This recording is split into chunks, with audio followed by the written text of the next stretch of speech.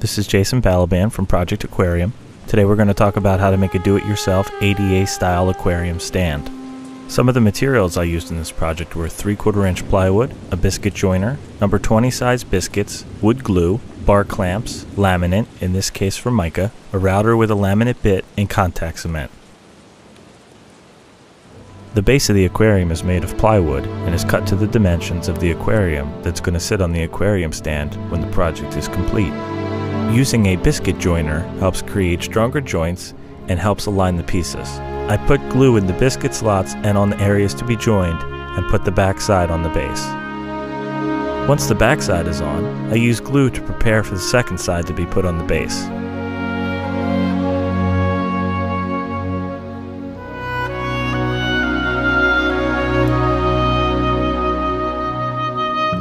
With the second side in place, I now use bar clamps to secure the sides to the base.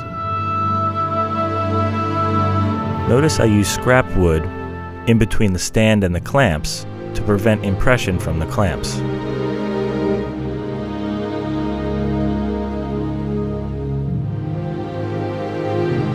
Once the sides are securely clamped to the base, I use 2 more clamps to secure the sides together.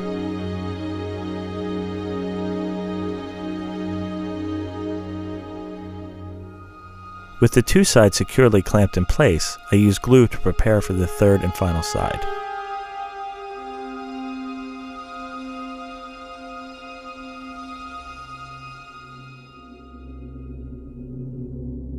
I quickly check alignment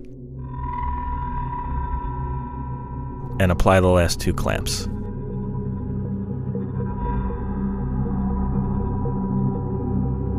Notice there are no gaps in the seams. This allows the glue to properly adhere the sides to the base.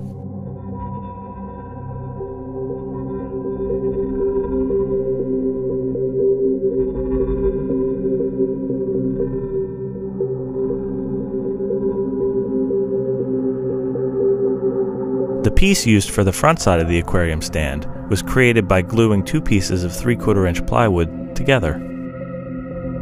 Here you can clearly see the biscuit slots that were created by the biscuit joiner.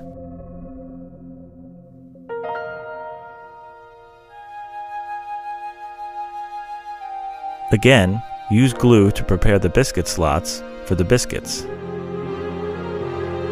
Once the biscuits are in place, the top is ready to be put on.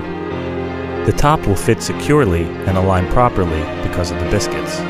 Once the top is put on, we can use our bar clamps to properly secure the top to the sides. Notice that excess glue can seep from the seams. This can be cleaned with a wet cloth.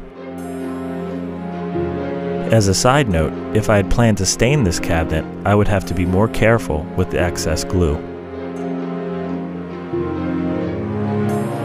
Laminate is adhered to the cabinet using contact cement.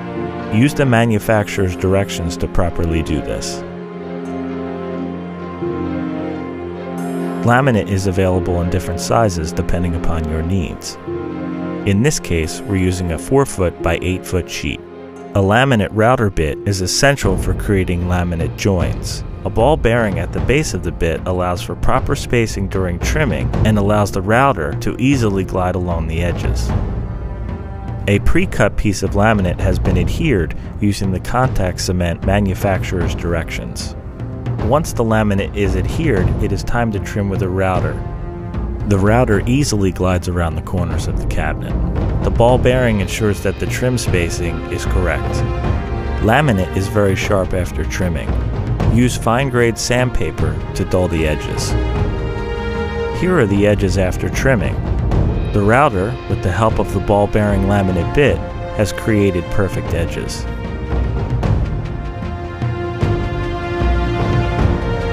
For our next piece, we again start with a piece of pre-cut laminate. Again, the router glides around the cabinet easily.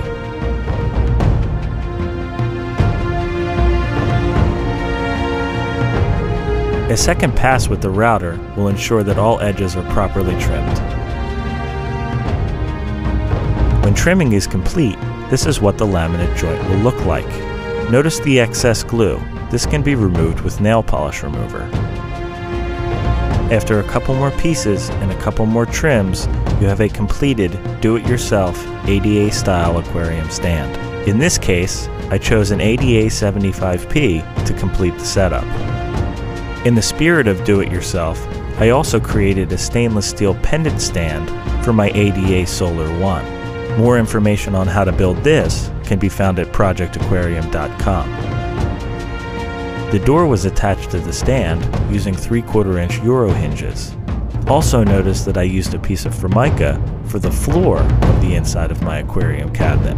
This helps with waterproofing. Now I just need to straighten up the inside and fill it with water.